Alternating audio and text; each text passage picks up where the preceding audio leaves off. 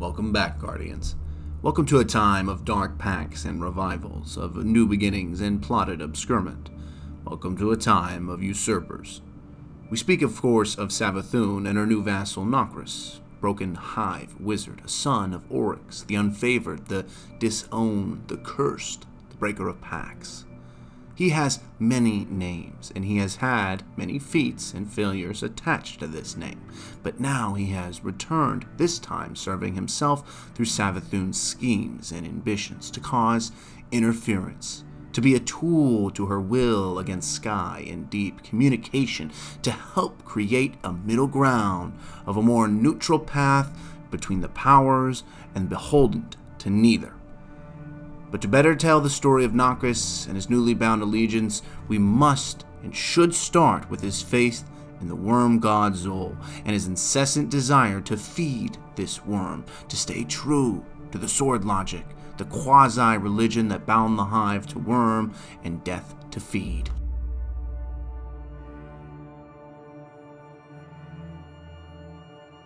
Nokris was originally introduced to Guardians during their first voyage on the dreadnought of Oryx amongst the particle rings of Saturn, during the now long past Taken War.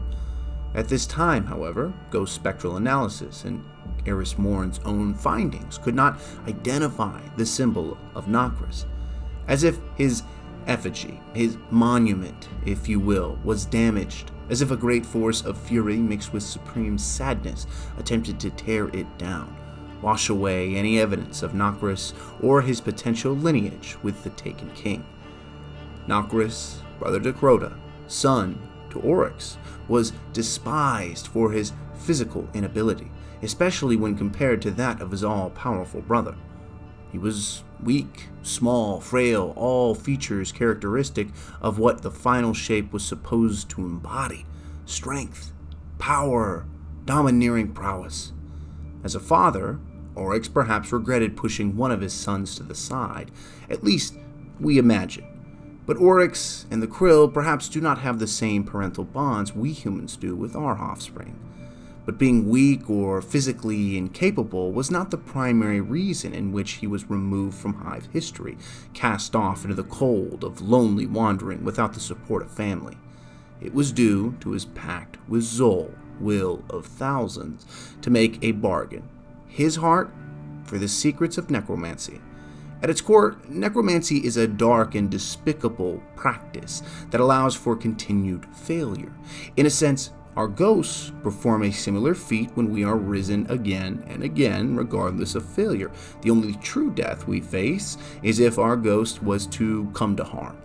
Nokris had a similar secret paracausal form, to bring those of his brood back without the need of incessant ascendant realm rituals. This action of performing and even learning or understanding necromancy was considered sacrilege to Oryx's sword logic. The very idea that you could cheat a system that requires the strong to continue to consume, create victory, and root out weakness is quite contradictory to necromancy at its core. One rule requires weakness to be eliminated so completely that to even consider any other way around it is heresy. The other allows for weakness, for those that are deemed insufficient to survive or have failed, those to be revived, to allow their failure to continue to live on amongst the universe in strict opposition to the sword logic and those that propagate it. As such, Oryx would exile Nokris to have his second son cast out to serve with the worm that provided this power, and to be removed from the historic saga of hive history.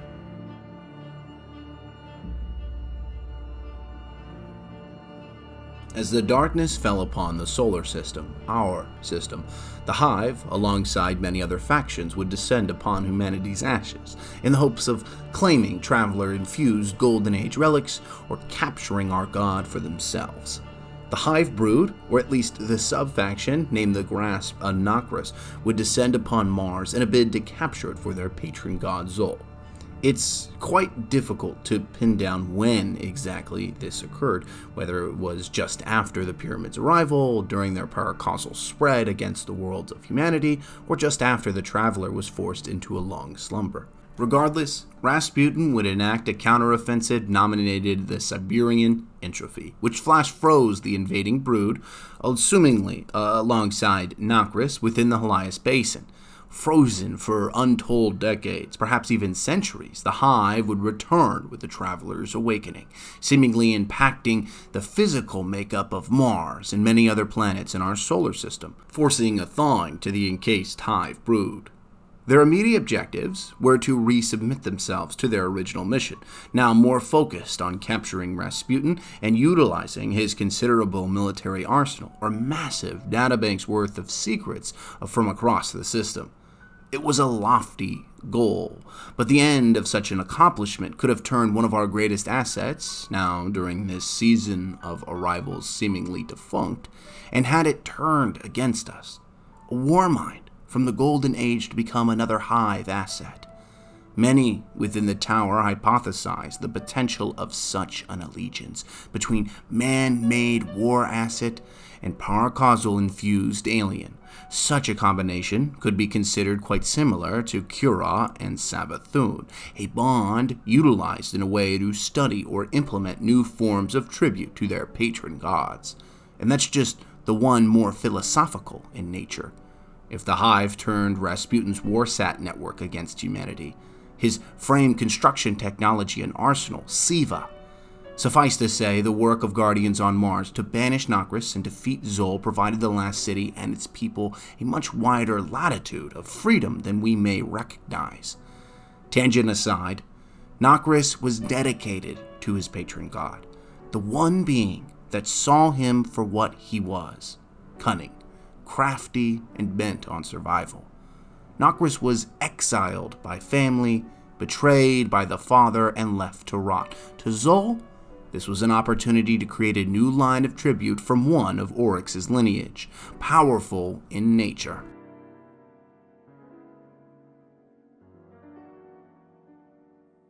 But Nokris's plans would be foiled by Guardians, his attempt to lure them in for Xol to ultimately destroy them.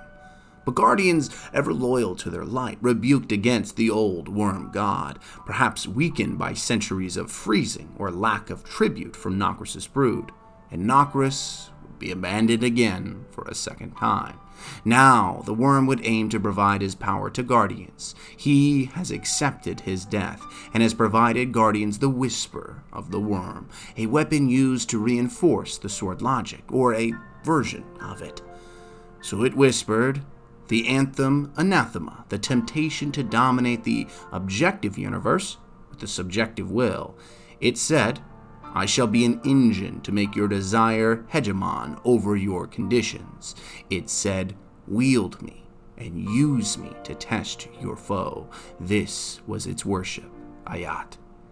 The worm lives on in some deathless way, and in our own way, we as Guardians are still feeding it tribute by testing the world around it, our enemies, with our own belief structure, that we will struggle against the entropy coming, the pyramids, or any other enemy. Nokris, first abandoned by the father and then the god, saw his primary enemy, those of the sky, become the new interest of his one god, the being he revered, he sacrificed for, the so-called god he gave everything to, heart included, in the hopes to divine his purpose. So he sought out his own path, free from gods, free from those that bind him and his people, those loyal to him to chains. He sought to create a way into the ascendant realms in the hopes of learning the secrets within and perhaps to escape the gods of false promises, those quick to abandon when their followers are challenged, their system of belief countered. Nokris would reach out, pierce the veil of immortal realms, and reach a dimension beyond comprehension.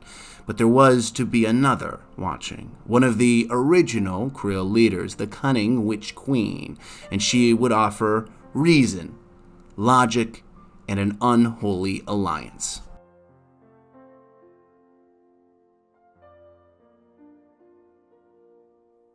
But guile was the language of a more ancient player, and she had taken notice of his cunning. She directed Nokris away from his destination to instead wash upon the shores of her court. As his vision cleared, his eyes strained to the taken queen, cloaked in a midnight glory of an event horizon. They had met for the first time. The Witch Queen had taken notice of Nokris and his cunning since the days of his pact with Zol to understand necromancy. If she was the Queen of Guile, certainly to her, Nokris was a potential vassal, not just a chess piece on her board of machinations, but an actual partner, or so it seems. They would offer one another a partnership, an offer for an offer, knowledge for knowledge. Nokris would serve Savathun's interests in foiling the connection between Guardian and Darkness, or as she describes, between sky and deep. As a thorn, you have circumvented the deep through forbidden sacrament, and so you shall continue. The deep fears me, as we feared you. Ignorance keeps, knowledge usurps. In this, you have found purpose in my court.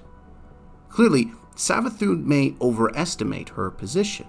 Does the darkness account for her reluctance to fall in line? Do they actually have a plan to remove her rebellion against them? Or is her revolt already factored into their masterful, widespread thinking against us? To her point, she asked that Nokris annoy, deceive, and cloud, become an obstacle to the message of the darkness. But to what end? Certainly, you can interfere with the connection between light and dark and the vassals of each, but the question is, why would you do this? Is it purely to show us that we can follow a path like Savathun?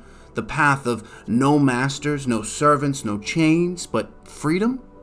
It's doubtful that those like Savathun or Nokris can easily forgive our sins against them, especially Nokris, whereas God has abandoned him in favor of his primary enemy. Tangent aside, Savathun and the brood of Nokris and Nokris himself are now aligned, but in the shady backrooms of political deals of life and servitude, often it is not so simple as the proverbial handshake. No, our enemies, especially these schemes, require more than just good intentions wrapped in kind words. They require a base give, a quid pro quo. Nokris would receive information on the dreaming mind, Cura, on the power of the taken throne and how to take. Additionally, his exile or excommunication would be rescinded. He will serve the Witch Queen. His brood will be allowed to rejoin the ranks of the Hive and taken. Savathun would receive more of the unique end of the bargain, the power of necromancy, the power to bring back those long since eliminated in ways that didn't require the Ascendant realms, or tribute power driven from the sword logic. Knowledge for knowledge, Guardians. She would have her new vassal in Nokris act as a screen to our current communication attempt with the darkness on Io, and what we expect of Titan and other planets in our solar system. Together, our enemies would be strengthened by powers currently beyond our comprehension. But, and this is a challenging but, these two may not be our enemies. They could very well end up being potential allies.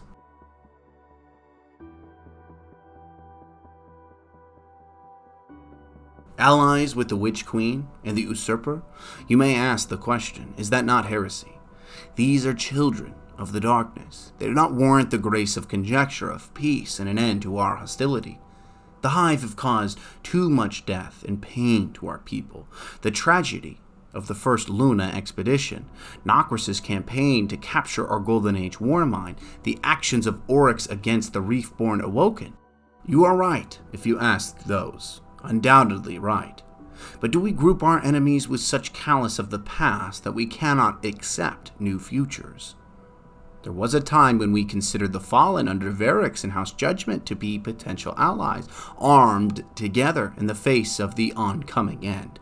One race seeking peace and restoration of a golden age, and another buried in disgrace seeking redemption.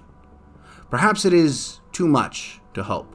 Perhaps it is too naive to introduce a thought that Hive and Taken under Savathun are not to be grouped and categorized in the same vein as Crota, as Oryx, as Xivu, as the Worm Gods.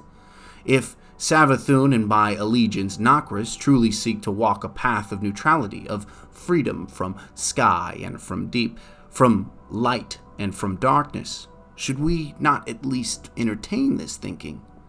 Think for a moment, Guardians. What has the Traveler truly brought humanity? A technology-boosted golden age as a savior from ourselves untold centuries ago, only to have this renewal of human spirit and ingenuity be a beacon for the pyramids and those that follow its ways come crashing down upon us in such force and conviction that we have just one city left. Our people scattered to the galactic winds, and our history is nothing more than fading memories and hopeful ashes. What if we could free ourselves from Gardener and Winnower, free ourselves from their cosmic game where we are nothing more than arguments to be used by grand orators, tools to be used by arrogant builders, absolute laws to be enacted by remorseless judges? You can argue that these beings do not care for us. There is no compassion, there's no love, there's no mercy, there is only their objectives. And we are to be witness, to be made victim to it, to be coerced to accept one side's logic over the other. The pyramids, the darkness, if you will, has made this abundantly clear. They're not here to save us, they're not our allies, they come to acknowledge our blindness and provide us a chance to see what the Traveler is. But in their attempt at messaging, we see their duality. The Traveler and the darkness are the same. Neither side cares for our decision. They only care to see who is right in their argument for the laws of the universe. And if we were so bold to cast down our gods, our heroes, our allegiances, and accepted that we deserve to remove ourselves from this game, from this battle between who is right and who is wrong, and accept that the only way we could ever win this war of ideology is to simply not participate in it. Not by apathy, not to abstain from action, but to declare a new law of the universe, that both light and dark and those that bring them are falsehoods, and we Guardians will finally make our own fates free, finally free from false idols. Hey everyone, hope you're doing well. I had a blast creating this one. The Nokris lore and the General Hive lore is a deep topic, especially with the direction they're going in now. So I'm curious to see what your position and thinking is on this. Do we play the game of light and dark, or do we walk the path of Savathun? The future of Destiny will certainly be interesting. With that said, I wanted to show you the t-shirt design recently submitted from the Lore Seekers Discord community. You can find these conversations on our own Discord. All of the proceeds from these shirts and shirts or other merch like it will go towards a monthly community giveaway. So a game code, silver, gift cards, anything. And I'll be looking for new design suggestions each month. So if you'd like to be a part of that, hop into our Discord and join the conversation. Be a part of a welcoming community of lore nerds and fans. See you all next Wednesday for another lore video, and continue to stay safe out there. I really appreciate all the support you guys have for me. It's good to be back, I guess. But yeah, another video Wednesday and another video upcoming Sunday. All right, I'm out of here. Peace.